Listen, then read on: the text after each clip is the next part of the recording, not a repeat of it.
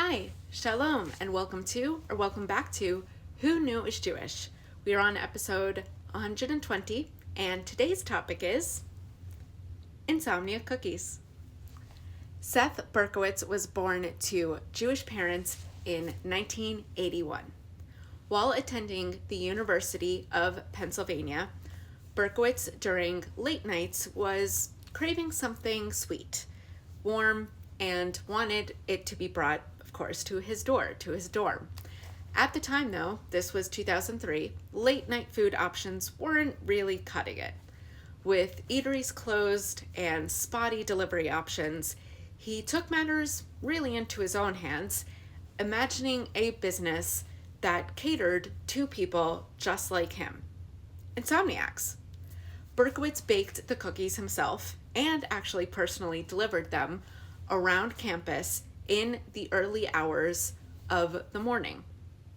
He spent roughly $150 on ingredients to start baking cookies in the really small kitchen he shared with 8 friends in college housing.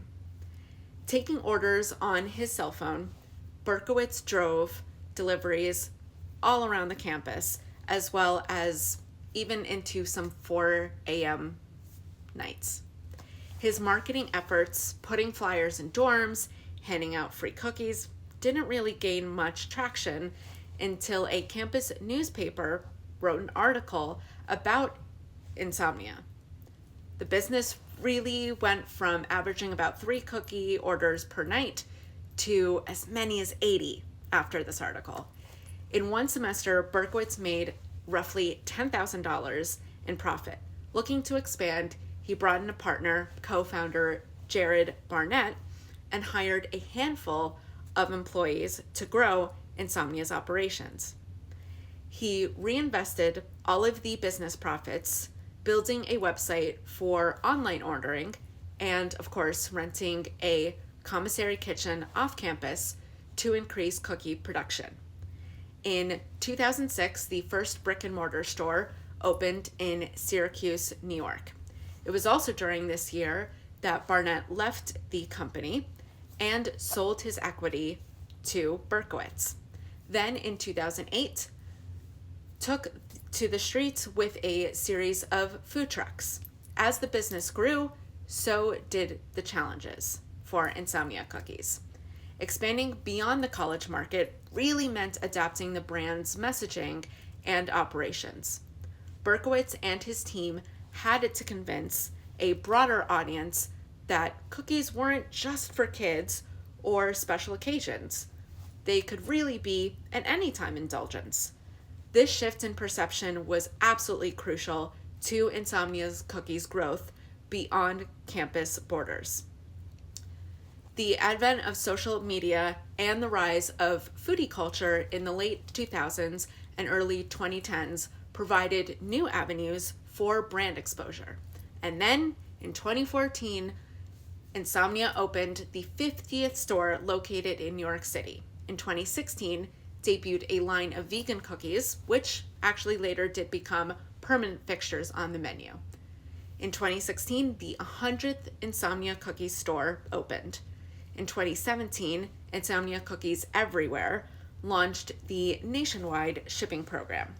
In 2021, they opened the 200th store, and now there are nearly 300 locations in North America. Insomnia Cookies sells about 17 types of classic cookies, including, of course, vegan options and a variety of deluxe cookies. Other products include cookie cakes, brownies, milk, ice cream, and ice cream sandwiches. I want to thank you so much for joining me for this sweet start to the new year and very shortly celebrating our 2-year anniversary of the Who Knew It Was Jewish series.